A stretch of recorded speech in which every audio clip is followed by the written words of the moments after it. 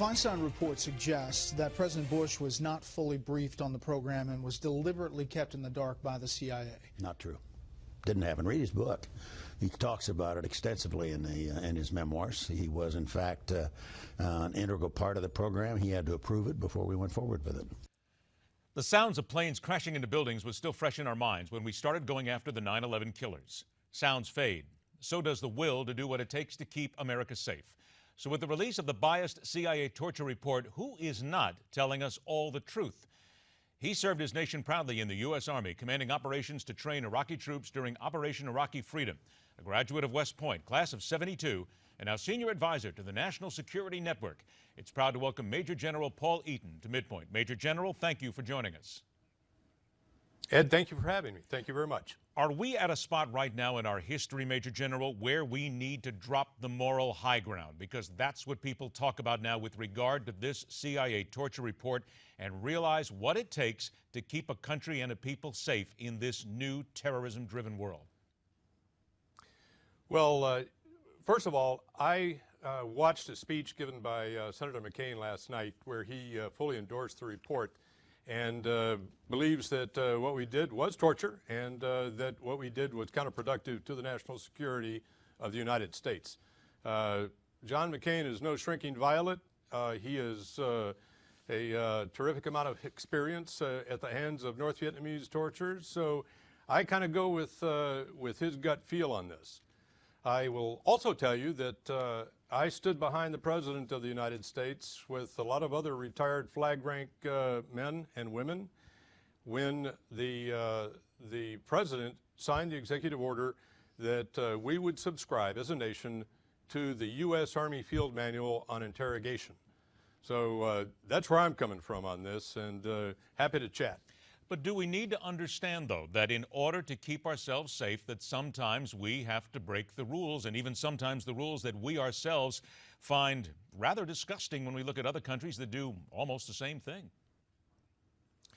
Well, we tend to lose our own narrative. We tend to lose in that whole argument that we are not involved in situational ethics here. We have our values, and we will treat prisoners with the appropriate safeguards that we teach our every young soldier going through basic training. We conduct instruction and training on how to deal with soldiers that they take prisoner at the point of capture. And it's we teach the 5 S's. That is seize, secure, safeguard, segregate, and speed to the rear. Safeguard is number 3S.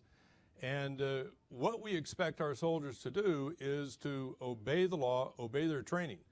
And we get into this business, part of the argument is that the ticking time bomb 24-hour scenario. And I'll tell you that every sergeant, every lieutenant, every captain that we put to the field is faced with ticking time bomb scenarios. They need information, they need it quickly, but I got to tell you, some of the things that we did that revealed in that report may have given, and the jury's out on that, short-term gain, but a very long-term serious loss to national security issues. I have about a minute left. We'll break, come back, and talk some more. But last question here.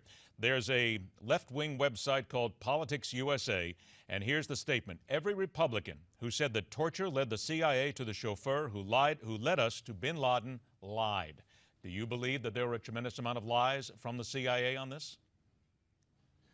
Ed, I believe that the men and women of the CIA are great patriots. I believe that the nation was under duress. I believe that they were following what they thought was clear guidance from the White House. There's been enough give and take on this that I'm not sure we know exactly how we acquired what information. I keep getting both stories on this.